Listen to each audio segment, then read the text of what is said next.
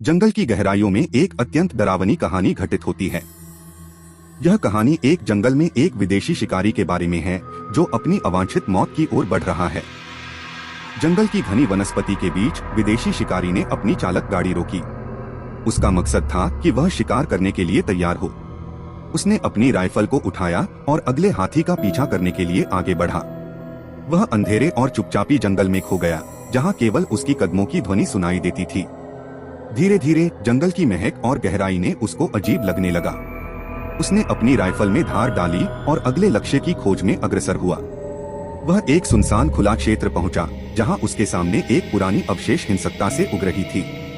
धीरे धीरे उसने एक छिपी हुई गुफा का पता लगाया। उसकी रोमांचक दिलचस्पता बढ़ गई। उसने अपने आप को उस गुफा के अंदर खींचा।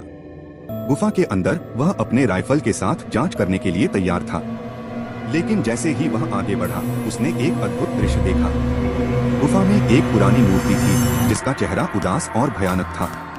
वह डर गया, लेकिन उसने अपना हिम्मत बरकरार रखा। तभी एक विचित्र आवाज सुनाई दी। वह झिझक गया, परंतु उसने अपने अंदर का डर सामना किया और आगे बढ़ा। गुफा के अंदर उसने एक गहरी छिपी हुई गड्ढे का पता लगाया। वह समझ गया कि यह गड्ढा किसी भूतिया सच्चाई का पता था।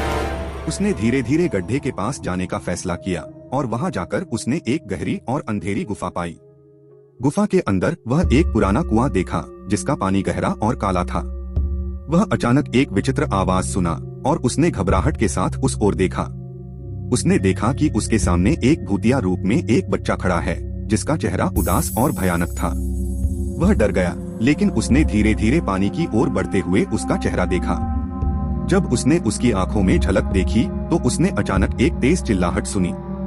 उसने बिना सोचे समझे भागने का निर्णय किया और गुफा से बाहर निकल गया। वह अब जंगल की गहराइयों में अकेला था और उसने समझा कि वह किसी अनजान और भयानक चीज का सामना किया था। उसने अपनी गाड़ी में वापसी के लिए राह चुनी और जंगल की भयानक गहराइयों से निकल गया। इस तरह उसने वह रात को अपने अनजान और डरावने संवेदनाओं के साथ गुजारा, जिसने उसे जंगल के अंधेरे रहस्यों के सामना करने की एक अद्भुत अनुभव दिया।